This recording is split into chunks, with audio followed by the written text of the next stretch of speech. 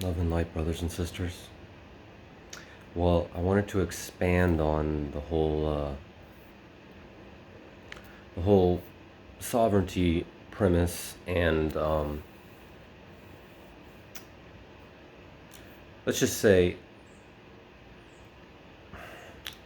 within the light worker communities and within the woke community, which are certainly not the same thing. So, again, I will outline briefly. We have we have those who are politically woke. Okay, this is vastly different than being awake. Vastly, they truly cannot be called light workers unless they're going to go on to unless it's just the first step in their process. If that's where they stay at, if that's their level, if they embrace that as their new person, they will end up creating more suffering than light for sure.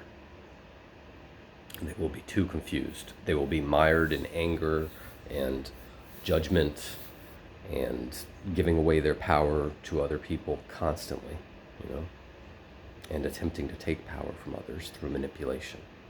So, yeah, no. Politically awoke is not to be awake. To be awake, also, again, is not to be enlightened. To be awake is freedom from the belief that you are the result of all the programming in this life. Freedom from the voice in the head, the conscious level narrator of your reality. Everybody has it. Trust me on that. Some people really don't believe they do. Unless you're enlightened. Everybody has it unless you're in the fifth, basically. If the fifth dimension, the entrance of the fifth dimension is enlightenment. The very entrance of it, basically. But, anyways. So, but when you awaken, that is the beginning of the road to enlightenment. Like, you will end up there, eventually. But not always in this life, not always in one life, for sure. But more so now, because things are greatly, greatly accelerated. All right, but the original thing I wanted to talk about was so in the communities. Well, okay, so within the starseed communities, we have then a lot of people who are focused on the negative side, who want to expose the negative side, who want to attack the cabal, who want us to uprise, and there's a variety of spectrums in there as far as how people are seeing this. And then you have the politically awoke hearing the messages of the star seeds, not understanding most of them, but understanding that they are being controlled by some dark, twisted stuff. They may not accept all the alien stuff, maybe they accept some of it. That's part of their thing too. That's what I'm saying. There's a blending between those two communities where those who are politically awoke, meaning egos, they have not awoken from the fact that they are an ego. They have just woken up to the fact that they are in a system of control and manipulation and deceit everywhere, which only breeds incessant paranoia, honestly. So that will not raise one's vibration. That is the point, to raise one's vibration, to move into a place of continuous joy, love, peace, unity. That is the purpose of waking. If that's not happening, if paranoia is growing within you, you're going the wrong way, flat out. You're looking the wrong way. You're putting all the power out there externally. You're not finding your power. That's the purpose of spirituality. Find your power, find your purpose, find your place, find your meaning, find your origins, find out what you really are. Don't let anyone tell you. You can't find out what you are from a book. You got to feel it. You got to know it. You got to be it. You Got to remember it.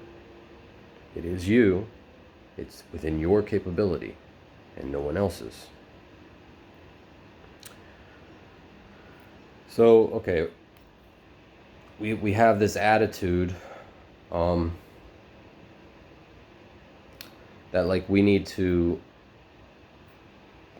once we find out the government has done these things, we want to like march on Wall Street and demand our freedoms. We want to form picket lines and all this stuff. Like, we don't need to fight. First of all, fighting doesn't raise your vibration. Our power lies in our vibration. Our power to generate and access higher dimensions where true power is, which allow us to recreate reality. No matter what they say, we are rewriting reality. It is being rewritten underneath them. You guys, any of you remember like cartoons where like this Looney Tunes did it, and other ones where like they would show the artist pencil, in the cartoon. It was drawn in, and he would be drawing the cartoon. And the cartoon would be like often resistant. The cartoon character would be like, "What are you doing?" Because the person kept putting it into ridiculous situations. So this hand of God that was writing everything, it would try to fight it. Oh, and it couldn't, because it kept just getting everything rewritten around it. What it should have done is stop playing the game. Because it did have some free agency within it. It could move in the thing. It would change the circumstances around it and what it was wearing and everything. So so we have the power to recreate reality through our very consciousness, through our will, intent, and the knowledge of our power and our love. Love is transformative in itself. We don't need any other action. Love in itself is transformative. Okay, it may look like this. Like, we may see all this stuff come out. We may see them being exposed. Somebody's got to do the work on the ground, okay? But it's probably not you, But maybe it is. I don't know. I'm not saying no actions need to be taken physically. I'm saying the actions will just kind of happen. Because it's all part of the play, right? It's all part of the play. You're just acting in the play. You don't got to set up the scenes. You don't got to do the wardrobe. You don't got to worry about what the other characters are playing. You just got to play your part. You don't even got to decide really what that part is. You just got to play it. That's it. Because you wrote the part. You wrote it on a higher level if you're really playing your part and not playing a script that someone handed you when you were born. Because that's what this play is. It's a play with a bunch of other people who have other plays written inside of it with scripts, and you can get taken from one play into another, into another, into another. But if you're playing in your play according to your creator's will and according to that script, all you need to do is show up, be happy, play the part. That's it.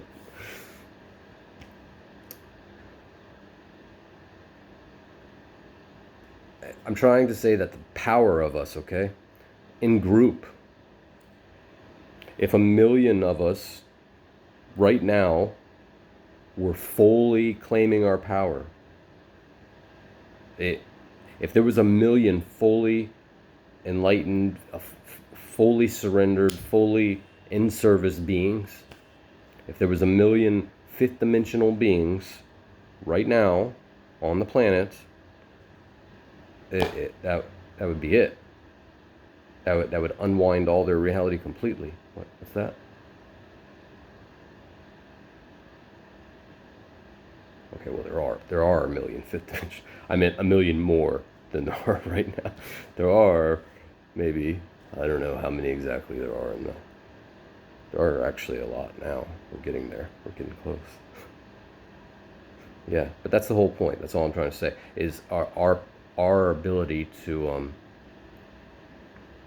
rewrite reality just through the presence of our being is incredible. It's incredible. And when we do it in mass, when we believe it in mass, when we know that they have no power over us. See, not that many light workers have truly come to that.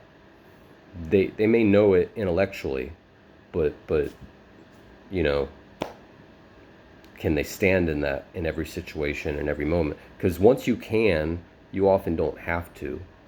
You know, if you can stand in front of an army and face them down, why need that situation manifest itself? Unless it's a service, but you know, that's fun then. You get to face down an army. Love and light.